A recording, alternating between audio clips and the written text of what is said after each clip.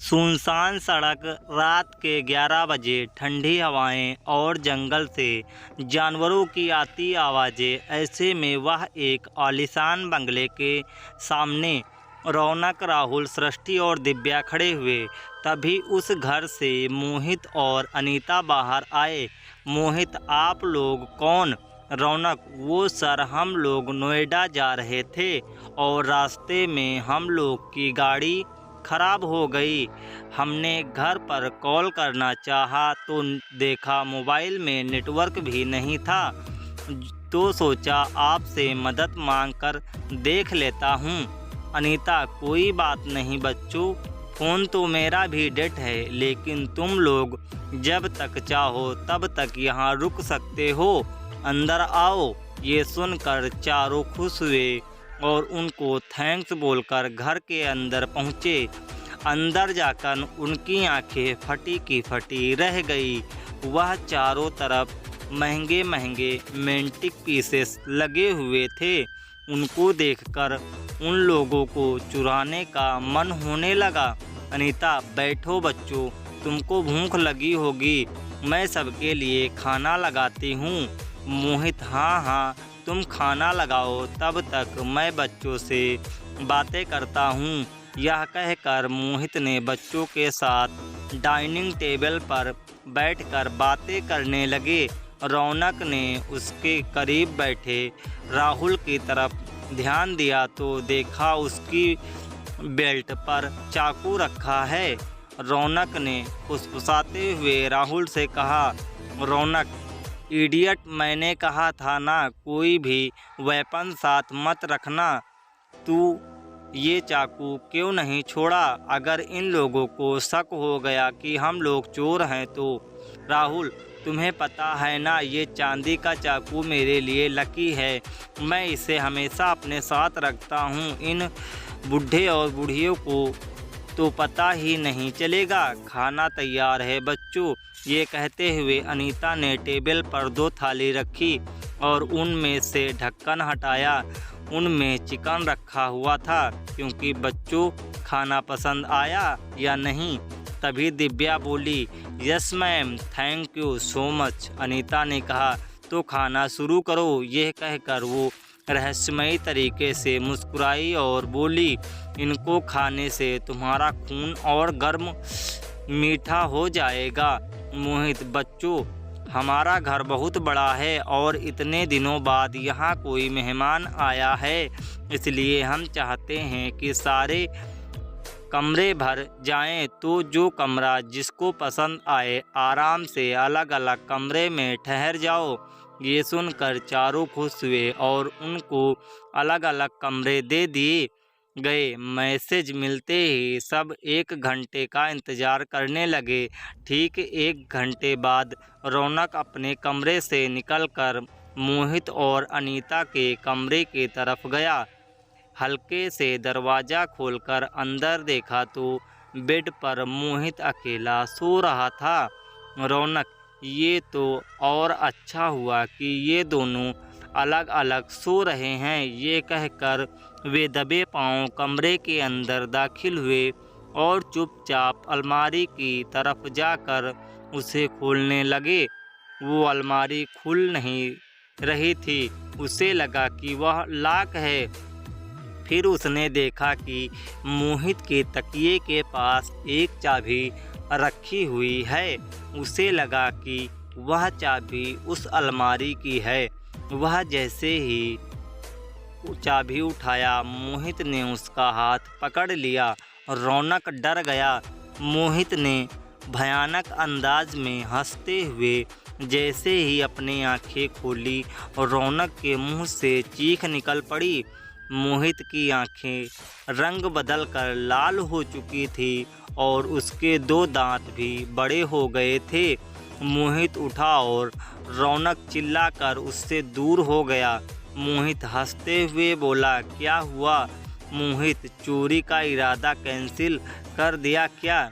रौनक चिल्लाया और दरवाजे की तरफ भागा, लेकिन वो दरवाजे की तरफ पहुंचता इससे पहले ही मोहित ने पीछे से उसे पकड़ लिया और भयानक अंदाज में हंसा और बोला, आज इतने दिन बाद ताज़ा खून पीने को मिलेगा।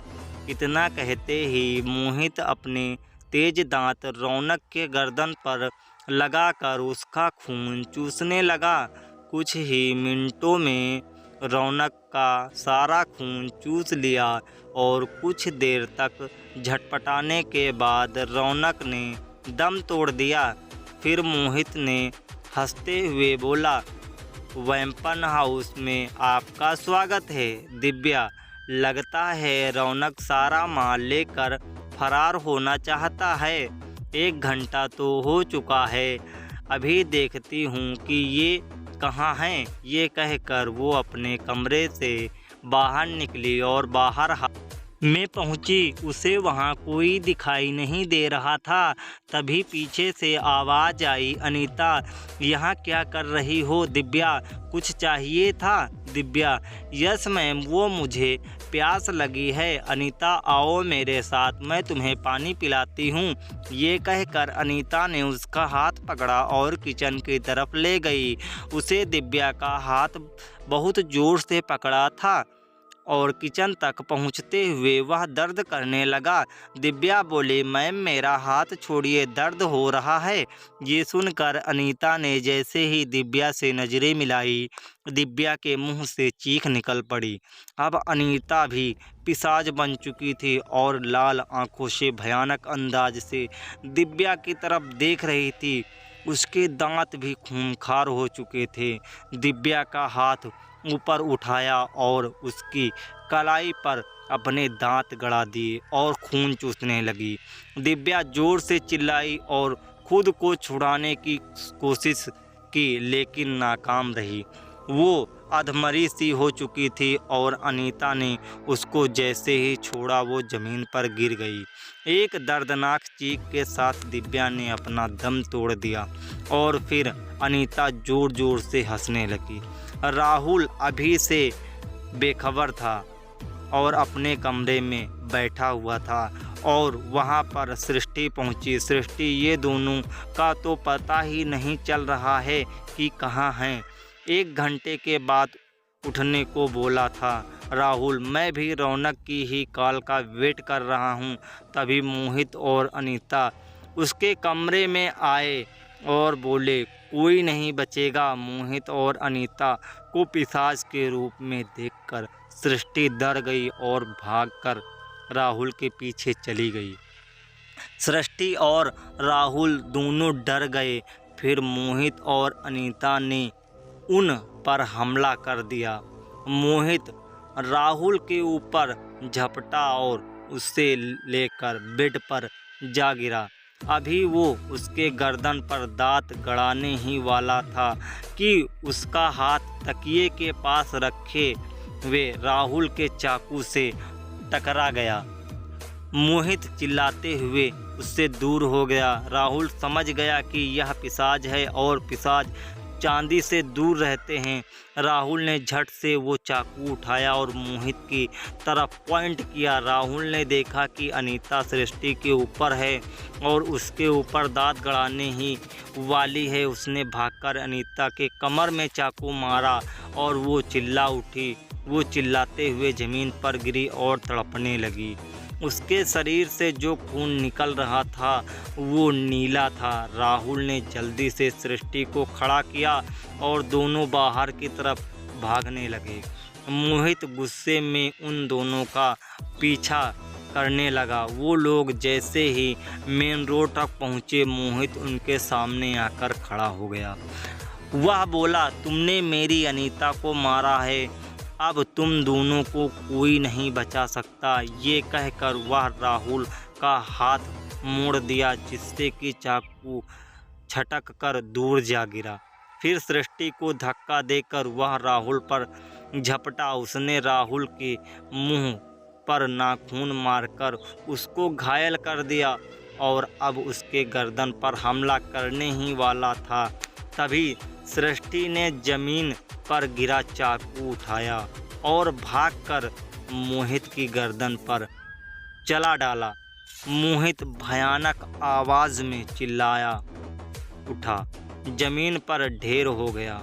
धीरे धीरे मोहित के शरीर से नीला नीला जहरीला खून निकला और वो भी खत्म हो गया। राहुल ने तुरंत ही सृष्टि का हाथ पकड़ा और बोला, चलो यहाँ से निकलते हैं। और फिर दोनों रात में ही आंखों में डर का, दिल में खौफ लिए वहाँ से दूर भाग निकले। और फिर दोनों के कभी भी चोरी न करने की कसम भी खाई। दोस्तों, अगर यह वीडियो आपको पसंद आई हो तो वीडियो को लाइक और चैनल को सब्सक्राइब करके अपने दोस्तों को ज़रूर वीडियो शेयर करिएगा। जिस तरह अगले वीडियो में आप सभी ने प्यार दिया, उसी तरह इस वीडियो में खूब सारा प्यार दीजिएगा, ताकि मैं और भी अच्छे से अच्छे वीडियो बना सकूं। तब तक के जय हिंद, वंदे मातरम।